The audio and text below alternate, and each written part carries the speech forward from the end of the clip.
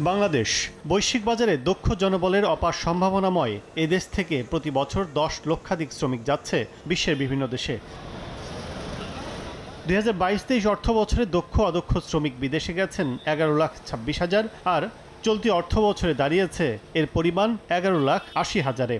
সব মিলে বিশ্বের বুকে বাংলাদেশি শ্রমিকের সংখ্যা প্রায় 1,35,00,000, যারা প্রতি মাসেই গড়ে প্রায় $2 বিলিয়ন যোগান দিচ্ছে দেশের বৈদেশিক মুদ্রার মজুদে। দেশের অর্থনৈতিক কাঠামো শক্ত রাখতে যারা দ্বিতীয় সারির যোদ্ধা, তাদের জন্যই আসন্ন বাজেটে নেই কোনো আশার আলো।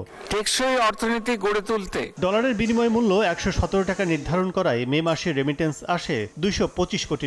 তবে নতুন অর্থ বছরে এই প্রবণতা কিছুটা হলেও কমে যাওয়ার শঙ্কা তৈরি হওয়ায় অর্থনীতিবিদরা বলছেন, হুন্ডিকে এড়িয়ে বৈধ পথে প্রবাসী আয় বাড়াতে সরকারকে প্রণোদনার পরিমাণ বৃদ্ধি ও ব্যাংকগুলোকে আবারও এমন সুবিধা চালু করতে হবে। রেমিটেন্স যোদ্ধাদেরকে যদি কিছুটা ইনসেন্টিভ দেওয়া যেত, তাহলে আসলে পুরো অর্থনীতির মধ্যেই কিন্তু এই বেনিফিটটা সার্কুলেট করতো। সরকারের দিক থেকে কিছুটা বাড়ানো, এখানে প্রণোদনা, একই সঙ্গে ব্যাংকগুলো সেই প্রণোদনার সাথে কিছু যুক্ত করলো। এইভাবে করে কিন্তু আসলে আমরা বিপুল পরিমাণে রেমিটেন্স দেশের ভিতরে নিয়ে আসতে পারি ফরমাল চ্যানেলে। এখন জন্ম সনদ দিয়ে খোলো বিকাশ স্টুডেন্ট অ্যাকাউন্ট।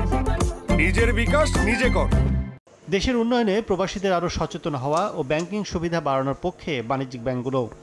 হুন্ডির মাধ্যমে টাকা পাঠালে দেশের কী ক্ষতি, আর ব্যাংকিং চ্যানেলে টাকাটা পাঠালে ওনার এবং রাষ্ট্রের কী উপকার হয়, সেই বিষয়ে যদি একটু মোটিভেট করা যায়। রেমিটেন্স বাড়ানোর জন্য ব্যাংকগুলো যদি কিছু সাবসিডি নিয়ে আসে রেমিটেন্স যোদ্ধাদের জন্য, তাহলে হয়তোবা রেমিটেন্স আরও বাড়বে। বৈদেশিক ঋণ কাঠামোকে এড়িয়ে ধারাবাহিক নিজস্ব সক্ষমতা বৃদ্ধি পারে আর্থিক সংকট কাটিয়ে দেশকে মজবুত অর্থনীতির ভিত গড়ে তুলতে, এমনটাই বলছেন সংশ্লিষ্টরা। কাজল আব্দুল্লাহ, সময় সংবাদ, ঢাকা।